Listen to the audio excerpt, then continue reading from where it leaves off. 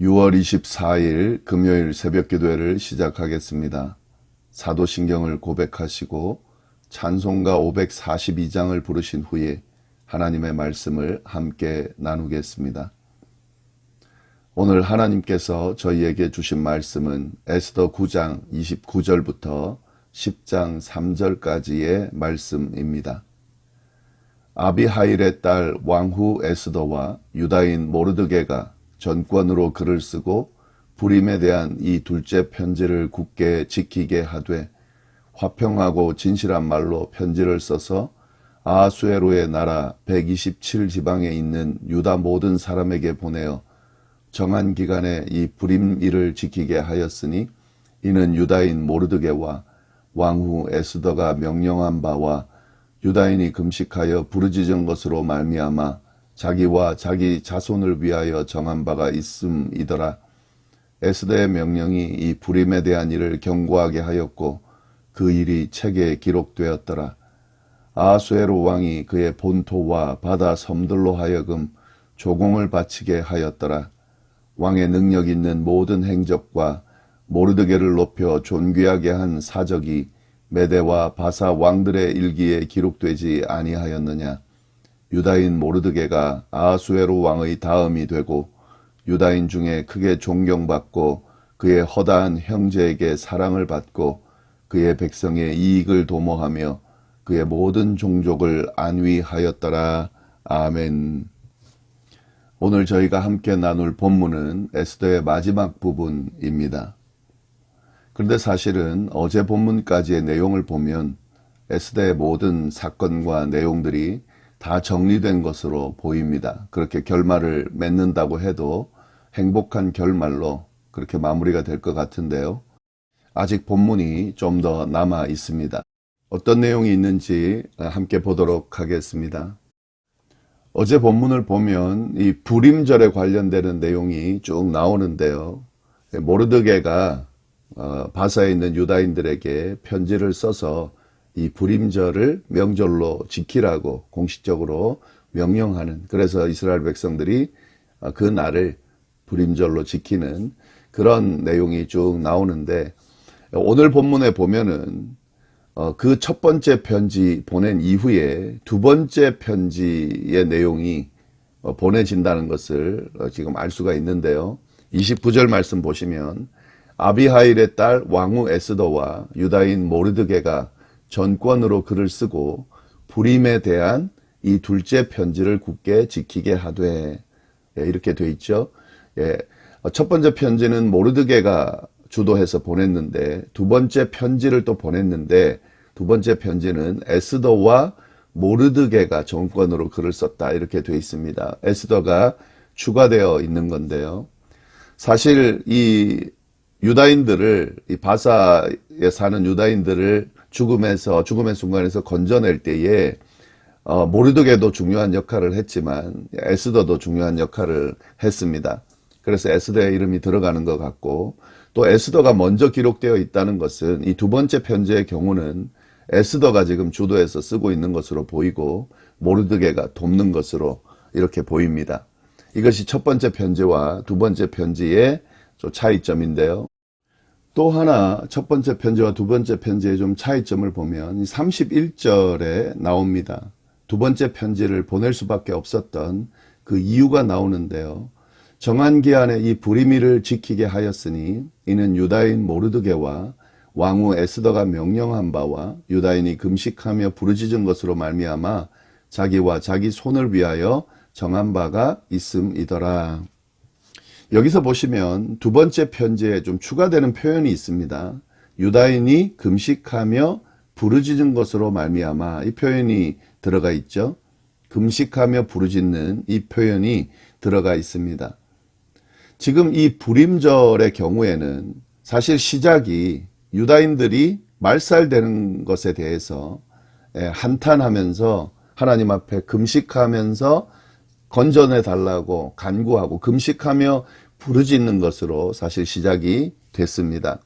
에스더가 죽으면 죽으리라 하는 마음으로 그 왕에게 나아가서 이 상황들을 유다인들이 죽게 된 상황들을 이야기하고 그로 인해서 이것이 반전되는, 그래서 그 유다인들이 죽을 상황에서 건져내는 상황이 되고 도리어 원수들을, 대적들을 제거하는 날이 됐는데, 이 시작점이 바로 금식하며 부르짖는 것으로 시작이 됐고 결국에 결정적으로 이렇게 완전히 바뀌면서 살아나는, 또 대적을 제거하는 날이 된 것에 대해서 승리하고 승리를 만끽하고 기뻐하고 즐거워하는, 이런 식으로 이 불임절 전체가 진행이 됐는데, 시간이 흐르면서 이 불임절이 출발점이었던 유다인의 금식과 부르짖음은 사라지게 되고 도리어 승리의 기쁨만 남아가지고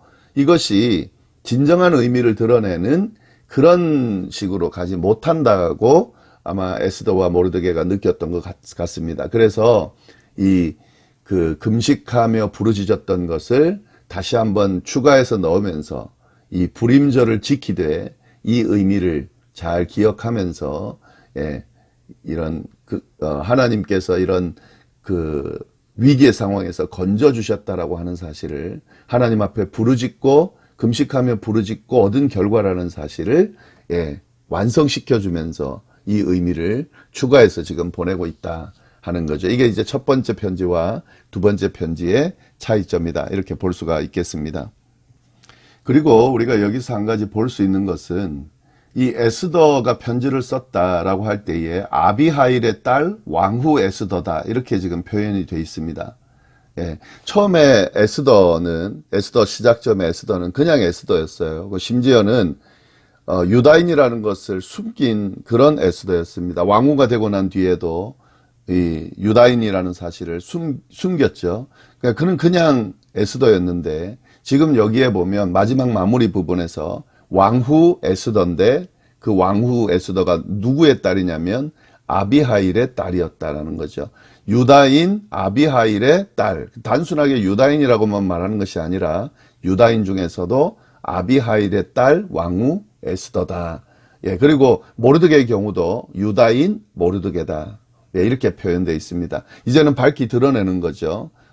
유다인이라는 걸 숨길 이유도 없고 도리어 드러내면서 이들이 누구의 어느 민족인지 누구의 딸인지 이것이 명확하게 드러나고 있다는 거죠.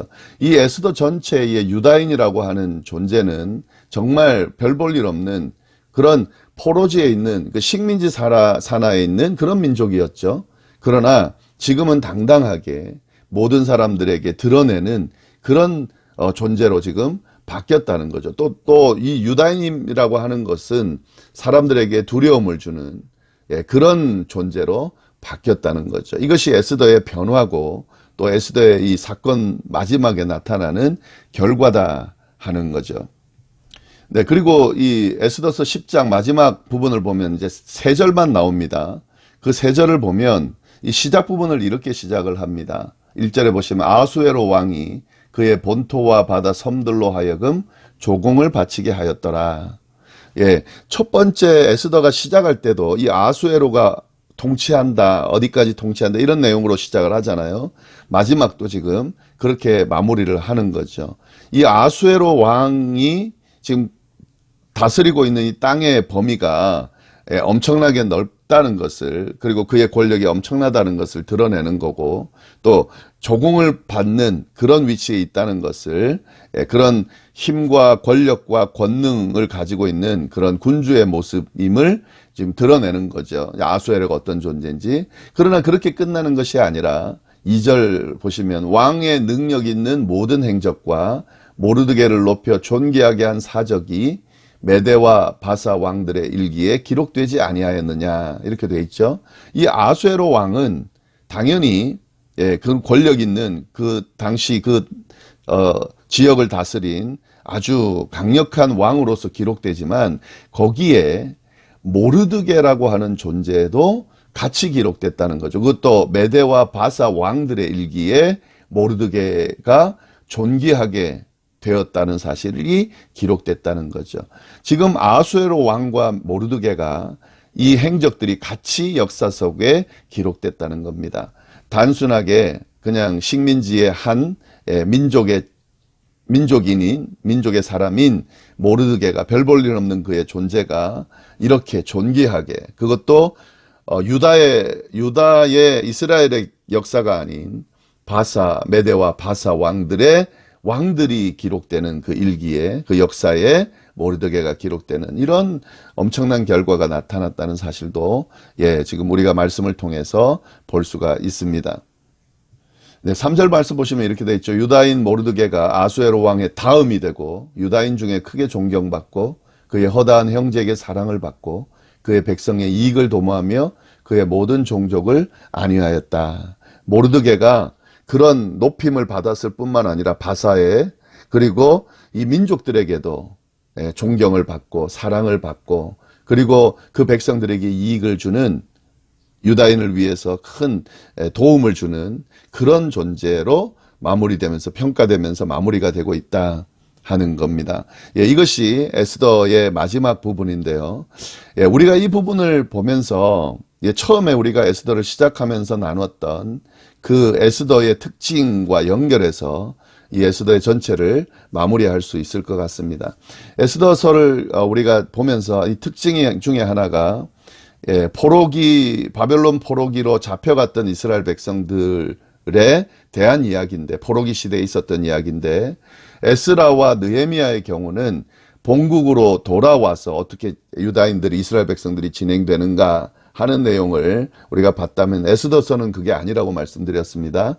포로지에서 여전히 남아있는 유다인들에게 어떤 일이 일어났는지에 대한 책이다라는 말씀을 드렸는데, 우리가 일반적으로 생각할 때는 포로지에 남아있다, 여전히 식민지 산하에 남아있다 라고 한다면 이 사람들은 마치 버려진 사람, 그렇게 우리가 인식될 수가 있습니다.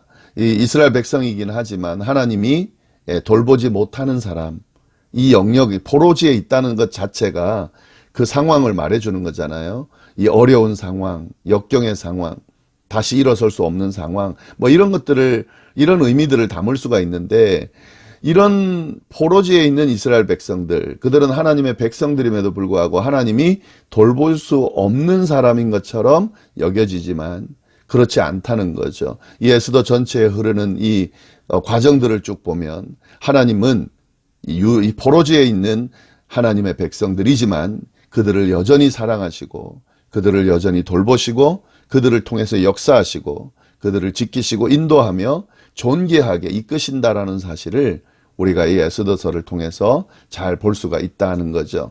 하나님은 어디에 있든 어떤 상황이든 당신의 백성들을 버리지 않는다는 거죠. 특히 고통과 위험 중에 있을 때 변함없이 그곳에 계시면서 변함없이 인도하신다는 사실을 우리가 알 수가 있습니다. 그리고 또 한 가지 더는요. 지금 10장 3절까지 에스더서가 끝이 났는데 하나님에 대한 언급이 전혀 보이지 않습니다. 하나님이라는 말이, 하나님의 보호하심이다 이런 말이 전혀 보이지를 않습니다. 그러나 우리가 에스더서 끝까지 와보니까 결국 뭘 알 수 있냐면 하나님이 눈에 보이지 않지만 여전히 우리와 함께 하시면서 역사하신다는 사실을 우리가 알 수가 있는 거죠. 이런 것들을 보면서 우리의 삶에 또 신앙생활에 적용해 본다면 우리가 알 수가 있는 거죠. 역경 가운데, 시련 가운데, 어려움 가운데 있을 때 하나님이 마치 나를 버린 것처럼, 또 이런 어려움들은 하나님이 해결하실 수 없는 것처럼 하나님이 전혀 관여하지 않고 외면하시는 것처럼 보이는 그때에 우리가 꼭 기억해야 되는 거죠. 그때도 하나님은 당신의 자녀들을 위해서 함께 하시고 지키시고 역사하시며 이끌고 계신다 하는 거고요. 또 때로는 하나님의 존재가 전혀 드러나지 않는 그런 상황들이 있습니다. 예를 들면 세상적인 어떤 사건들 앞에서 저기에 하나님이 계실까? 계시다면 저렇게 할 수 없지 하는 그런 상황이 있을 수가 있죠. 그러나 그런 상황 가운데서도 하나님은 개입하시고 하나님은 함께 하시고 함께 아파하시고 그 문제를 해결하면서 인도하신다는 사실을 우리가 적용하면서 그렇게 우리의 신앙생활을 할 수가 있는 거죠. 네, 이 에스더서 이제 이렇게 해서 끝이 났습니다. 이 과정들 시작부터 끝까지 흐르는 이 정말 하나님께서 주시는 말씀들, 깨달음들 좀 잘 정리하시면서 우리의 삶에 또 신앙생활에 적용할 수 있는 우리 모두가 될 수 있기를 바랍니다. 기도하겠습니다. 하나님 아버지 감사합니다. 귀한 말씀으로 하루를 시작합니다.